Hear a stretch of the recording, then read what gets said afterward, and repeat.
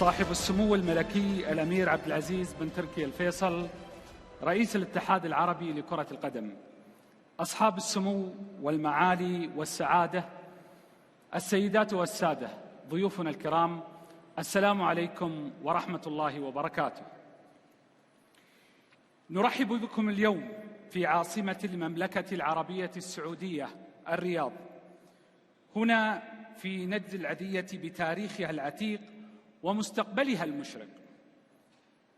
تجمعنا معا للمشاركة في قرعة كأس الملك سلمان للأندية، الحدث الاستثنائي الذي يحمل اسما غاليا علينا من المحيط إلى الخليج. يشرفني أن أبدأ معكم باستعراض نظام البطولة.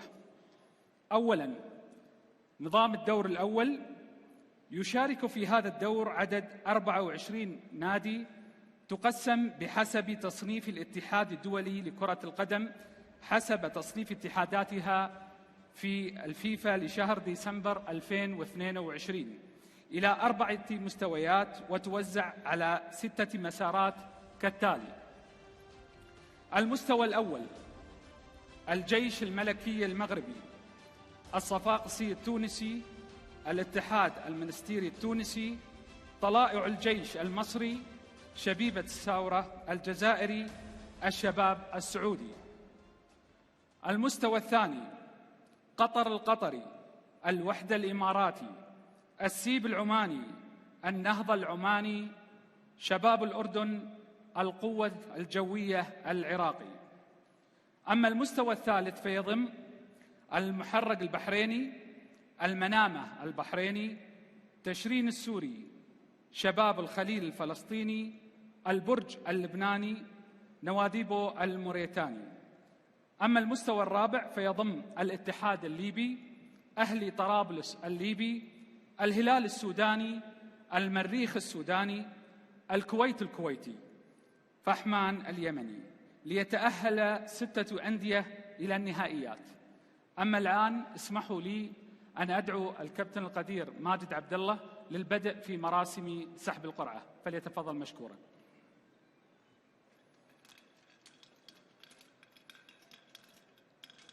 طبعا السحب الآن لمواجهات الدور الأول، ومن ثم يأتي بعد ذلك السحب على الأدوار النهائية. كابتن ماجد على الفريق الأول. نادي الجيش الملكي المغربي.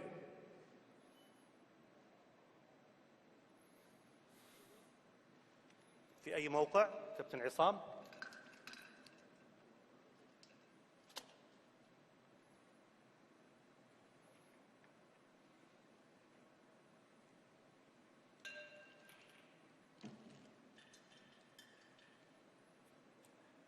في المكان رقم 1.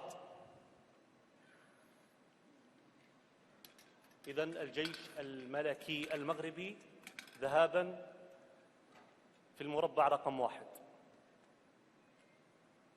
الفريق الثاني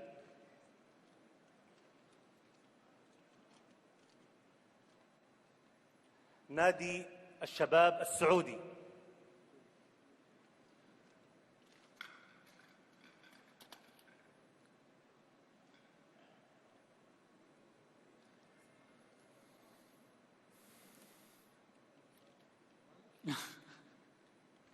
في المربع رقم 7.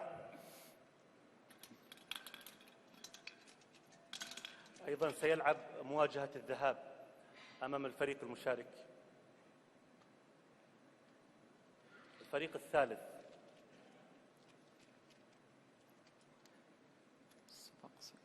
نادي الصفاقسي التونسي.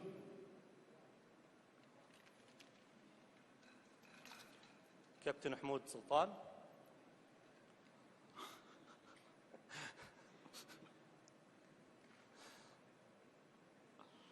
المربع رقم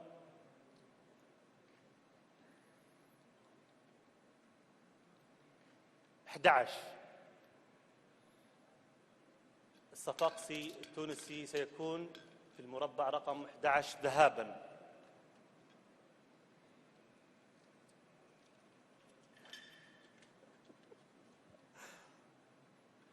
نادي طلائع الجيش المصري.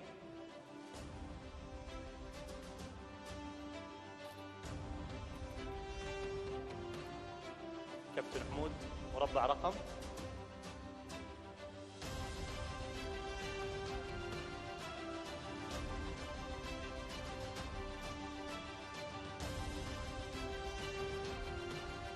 رقم 13. طلائع الجيش المصري في المربع رقم 13.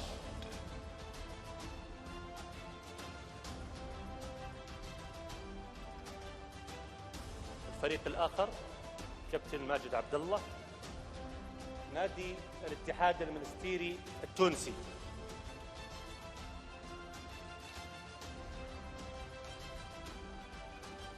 كابتن زهير.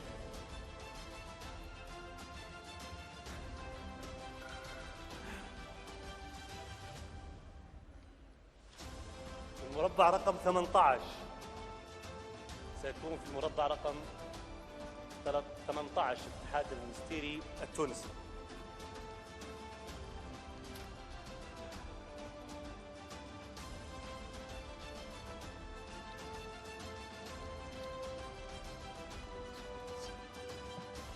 نادي شبيبة الثورة الجزائري.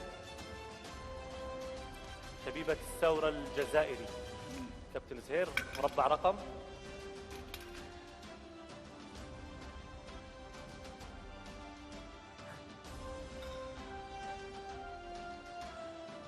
رقم 24. في المربع رقم 24 سيلعب مواجهة الإياب، بينما الفريق المقابل سيلعب أولا في الذهاب.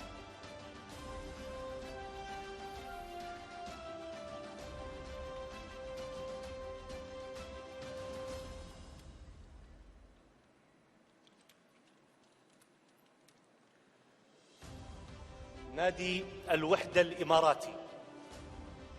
نادي الوحدة الإماراتي.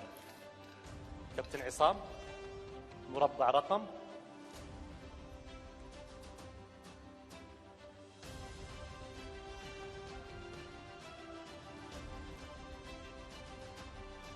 رقم 4. نادي الوحدة الإماراتي سيكون في المربع رقم 4.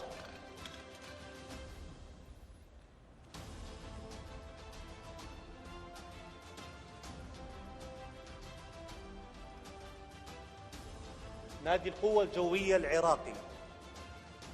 القوة الجوية العراقي. كابتن عصام، في مربع رقم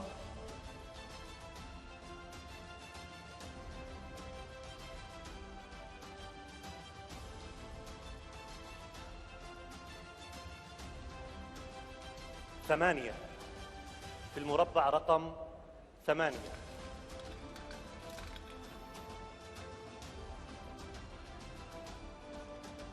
إذن الشباب السعودي سيلتقي بالقوة الجوية العراقي في ثمن المربع، ذهابا في أرض الشباب السعودي وإيابا في أرض القوة الجوية العراقي. الفريق الآخر نادي قطر القطري. أول مواجهة اكتملت كانت ما بين الشباب السعودي والقوة الجوية العراقي.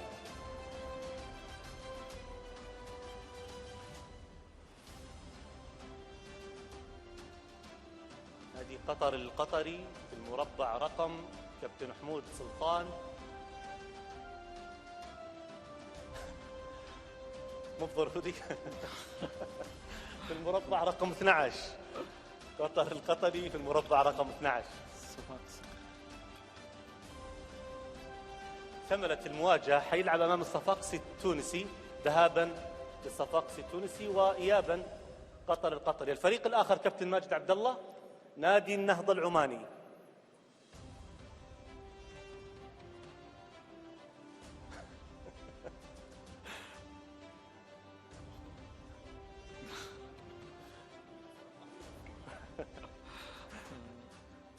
رقم كم؟ نادي النهضة العماني 15 في المربع رقم 15.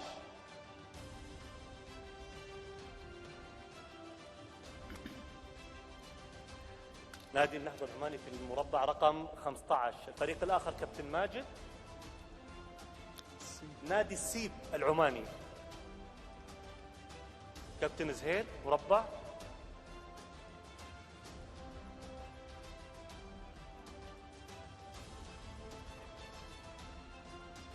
بالسيب العماني في المربع رقم 20.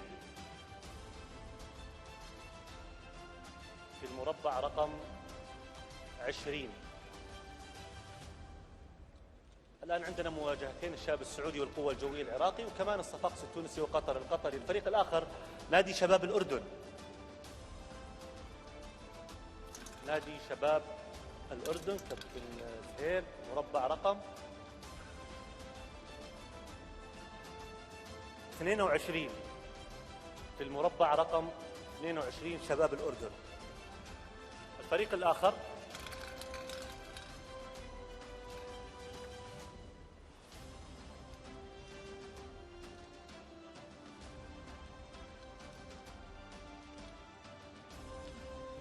نادي البرج اللبناني. نادي البرج اللبناني كابتن عصام في المربع رقم 3.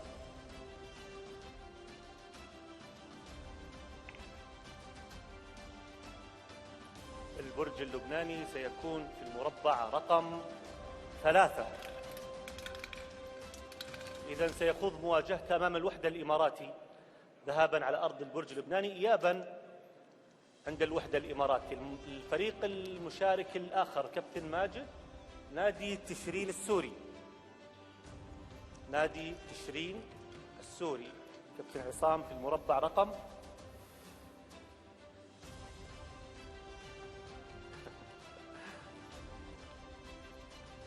6. في المربع رقم 6.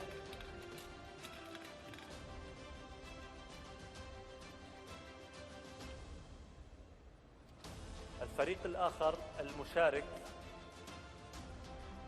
نادي المنام البحريني كابتن حمود، مربع رقم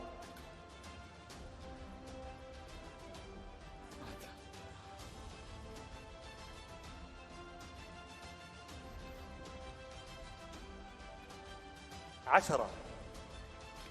المنامة سيكون في المربع رقم 10 بانتظار مواجهة الذهاب، هو سيخوض مواجهة الإياب في الدور الأول.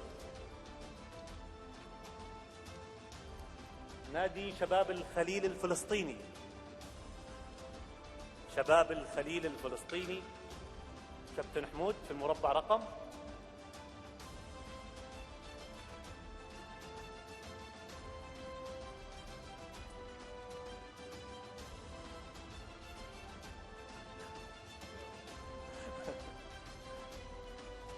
16.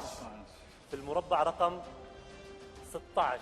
إذن سيلتقي بالنهضة العماني. شباب الخليل الفلسطيني سيخوض مواجهة الإياب على ملعبه، بينما سيخوض مواجهة الذهاب على ملعب النهضة العماني. الفريق الآخر نادي المحرق البحريني. بلا شك أنه مثل واحد من أهم نجوم الخليج والأساطير العرب الكابتن حمود سلطان، بس المربع حيكون عند زهير، كابتن زهير. رقم كم؟ رقم 19. 19. إذن سيلتقي بالسيب العماني المحرق البحريني ذهابا وإيابا على ملعب السيب العماني. الفريق الآخر نادي نواديب الموريتاني كابتن زهير، مربع رقم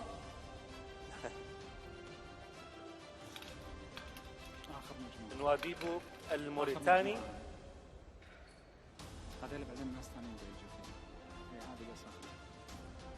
سيكون في المربع رقم 21. إذن سيلتقي بشباب الأردن ذهابا وإيابا على أرض شباب الأردن. نواديبو الموريتاني في مواجهة شباب الأردن. الفريق الآخر نادي الاتحاد الليبي. نادي الاتحاد الليبي كابتن عصام في المربع رقم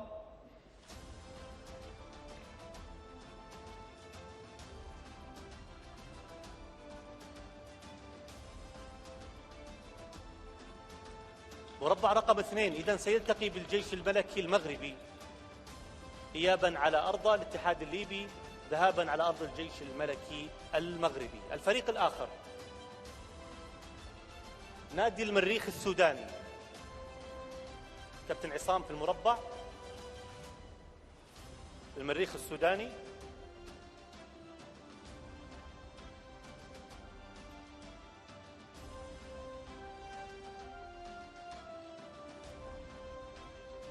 رقم 5 في المربع، رقم 5. إذن سيلتقي بتشرين السوري ذهابا على أرض المريخ السوداني وإيابا على أرض تشرين السوري. الفريق الآخر كابتن ماجد عبد الله، نادي الهلال السوداني. نادي الهلال السوداني كابتن حمود، مربع رقم.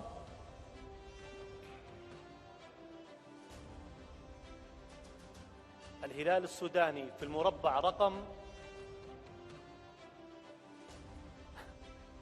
9. إذن سيلتقي بالقوة سيلتقي بالمنام البحريني إيابا على أرض الهلال السوداني وإيابا على أرض المنام البحريني.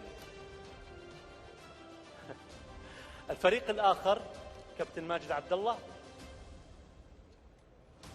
نادي أهلي طرابلس الليبي.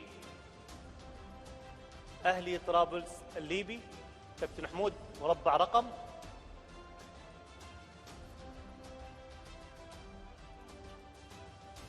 أهلي طرابلس الليبي في المربع رقم 14. إذن سيلتقي بطلائع الجيش المصري ذهابا على أرض طلائع الجيش المصري إيابا على أرض أهلي طرابلس الليبي. آخر فريقين في الدور الأول لكأس الملك سلمان للأندية، نادي فحمان اليمني. نادي فحمان اليمني كابتن زهير في المربع رقم 17 أم 23.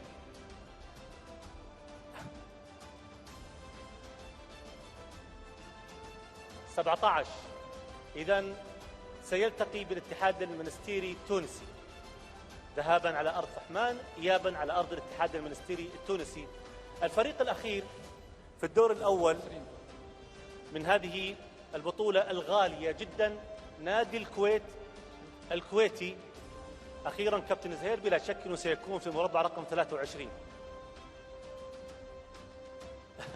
شوف الرقم 23. رقم زهير هذا. صحيح فعلا. الكويت الكويتي سيلتقي على ذهابا على أرضه وإيابا على أرض شبيبة الساورة الجزائري. شكرا للكباتن الكرام، يعطيكم العافية. شكرا لأساطير العرب، شكرا لأساطير آسيا وأفريقيا، كابتن ماجد عبد الله، الكابتن عصام الحضري، الكابتن حمود سلطان، والكابتن زهير بخي. طبعا هذه هي الدور الأول من كأس الملك سلمان للأندية. الآن ننتقل للأدوار النهائية مع بقاء الأستاذ عبد الله الجنيبي اللي هو رئيس اللجنة المنظمة، وأيضا الأستاذ مبارك الضفيان الأمين العام المساعد. وقبل ذلك اسمحوا لي بأن نوجه الدعوة للنجوم الكبار. أبدأ أولا بالنجم محمد نور،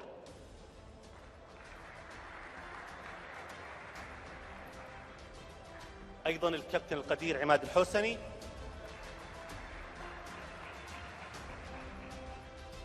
كابتن القدير خالد بدرة،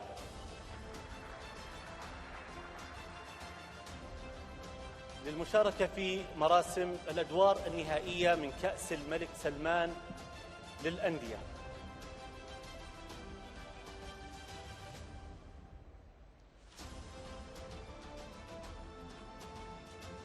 كابتن خالد بدرة سيختار الفرق.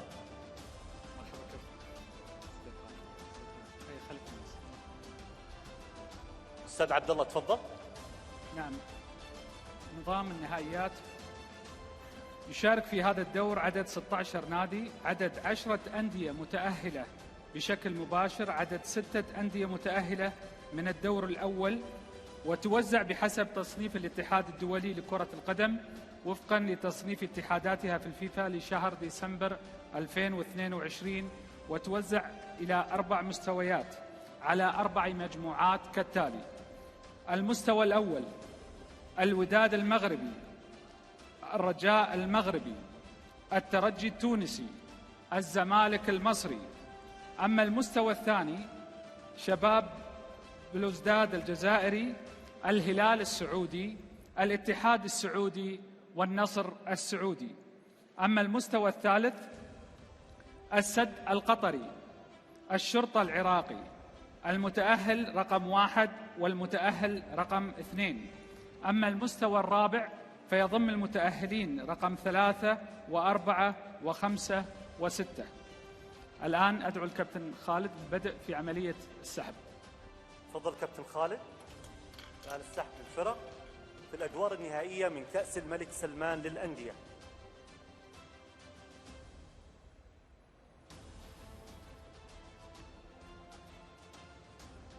نادي الترجي التونسي. نادي الترجي التونسي. كابتن محمد نور الآن في أي مربع، في أي موقع؟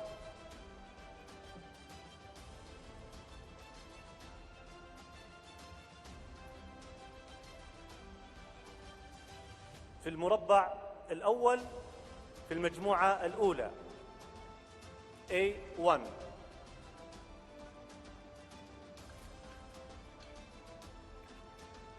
الفريق الآخر في المجموعة الثانية والمجموعة الثالثة والمجموعة الرابعة، المجموعات النهائية. نادي الوداد المغربي. نادي الوداد المغربي. كابتن محمد.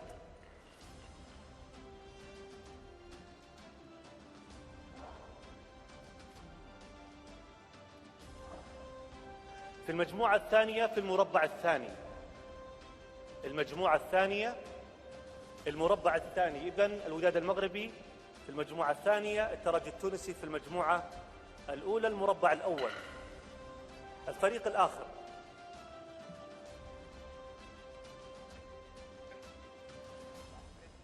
نادي الزمالك المصري. نادي الزمالك المصري المستوى الأول، إذن المجموعة الثالثة في المربع رقم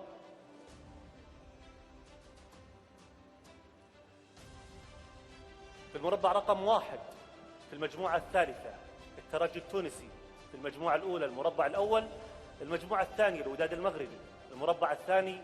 المجموعة الثالثة المربع الأول الزمالك المصري. الفريق الآخر كابتن خالد بدرة.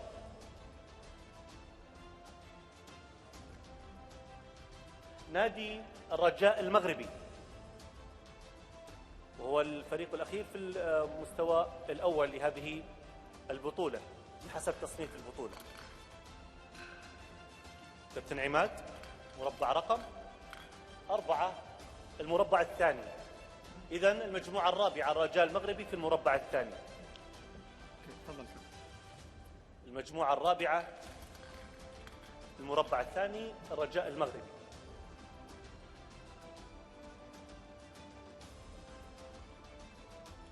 فرق المستوى الثاني نادي الاتحاد السعودي. نادي الاتحاد السعودي. كابتن محمد نور.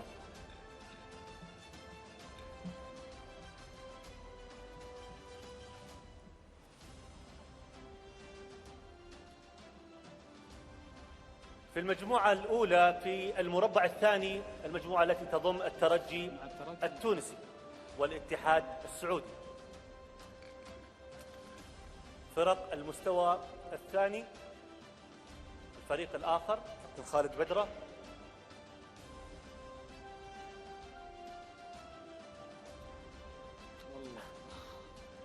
نادي الهلال السعودي. نادي الهلال السعودي. الآن المجموعة والمربع كابتن محمد نور. كابتن بعد ما تأشر من الكاميرا يمين أشر شوي من يسار بس أول ركز في المجموعة الثانية المربع الرابع، المجموعة التي تضم الوداد المغربي. إذن المجموعة الأولى الترجي التونسي الاتحاد السعودي حيثما تكتمل المجموعة الثانية الوداد المغربي الهلال السعودي.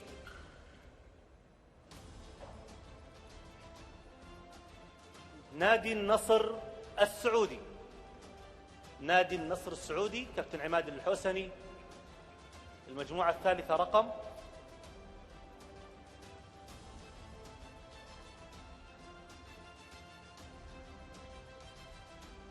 المربع الثالث في المجموعة الثالثة، المجموعة التي تضم الزمالك المصري، الترجي التونسي والاتحاد السعودي في المجموعة الأولى، الوداد المغربي الهلال السعودي في المجموعة الثانية، الزمالك المصري النصر السعودي في المجموعة الثالثة، الرجاء المغربي في المجموعة الرابعة، نادي شباب بلوزداد الجزائري في المجموعة الرابعة. مربع رقم كابتن عماد.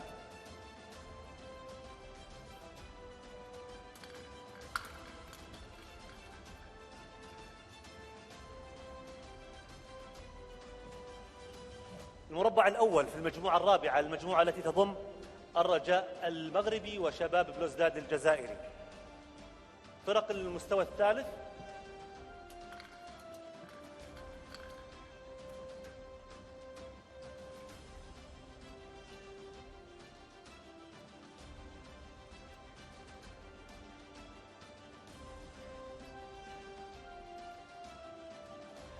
نادي الشرطة العراقي، نادي الشرطة العراقي كابتن محمد.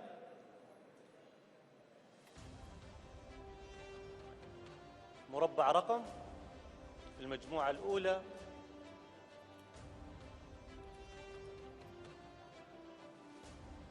إذن في المربع الرابع في المجموعة الأولى، المجموعة التي تضم الترجي التونسي والاتحاد السعودي. الشرطة العراقي، الاتحاد السعودي، الترجي التونسي، متبقي فريق. استكمل فرق المستوى الثالث.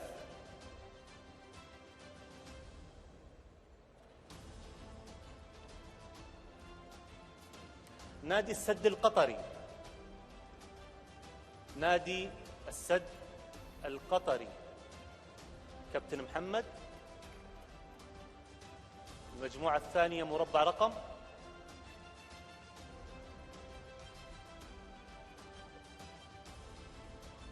المجموعة الثانية المربع رقم 1، المجموعة التي تضم الوداد المغربي والهلال السعودي.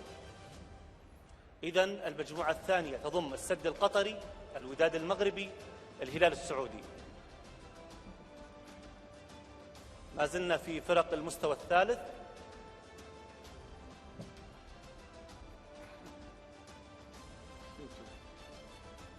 المتأهل الثاني من الدور الأول سيكون في المجموعة الثالثة بمربع رقم كابتن عماد، المجموعة التي تضم الزمالك المصري والنصر السعودي.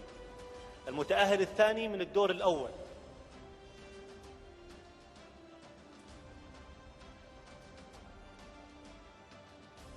سيكون في المربع الرابع. إذن المجموعة الثالثة، المتأهل الثاني من الدور الأول الزمالك المصري، النصر السعودي. الفريق الأخير في المستوى الثالث اللي هو بلا شك سيكون المتأهل الأول من الدور الأول، المتأهل الأول من الدور الأول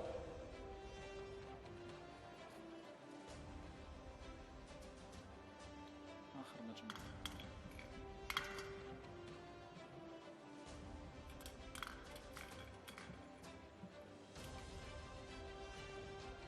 سيكون في المربع الرابع للمجموعة الرابعة التي تضم شباب بلوزداد الجزائري والرجاء المغربي. فرق المستوى الرابع، المتأهل الثالث من الدور الأول، المتأهل الثالث من الدور الأول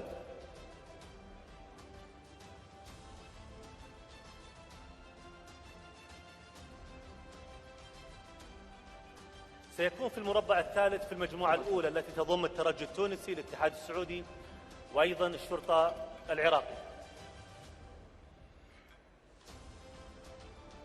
متبقي المتأهل الرابع والمتأهل الخامس والمتأهل السادس، توزع على المجموعات الثلاث المتبقية. المتأهل الرابع من الدور الأول، المتأهل الرابع من الدور الأول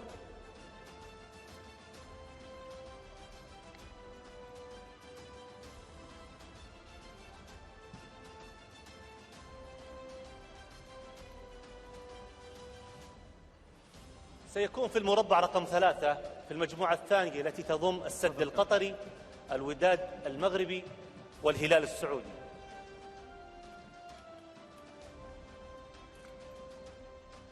بقي المتأهل الخامس من الدور الأول وأيضا المتأهل السادس.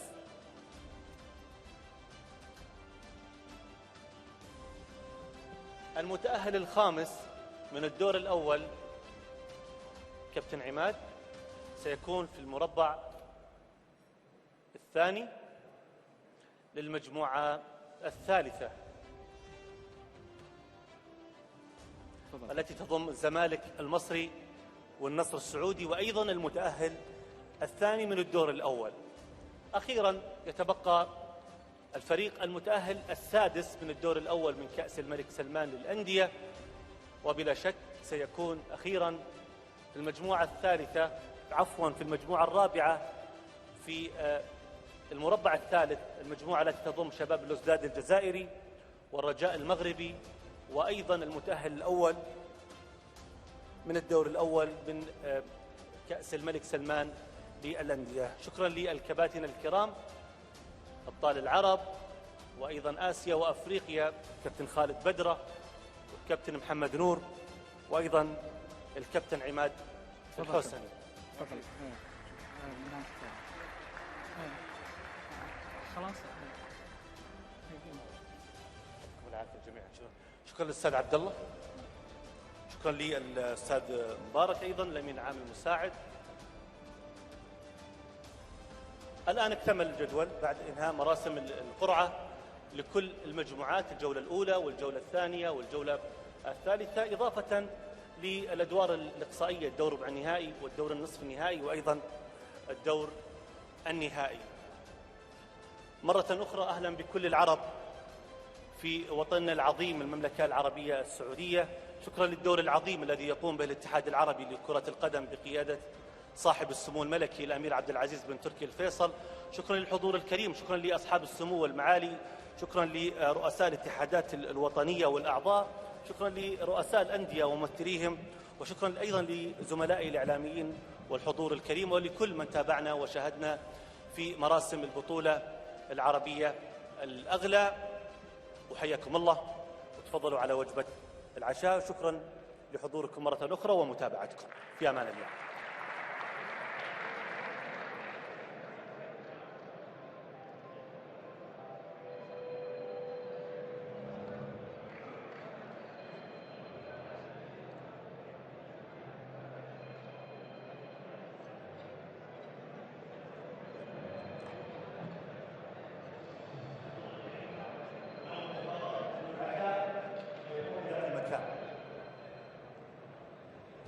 حياكم الله مرة ثانية.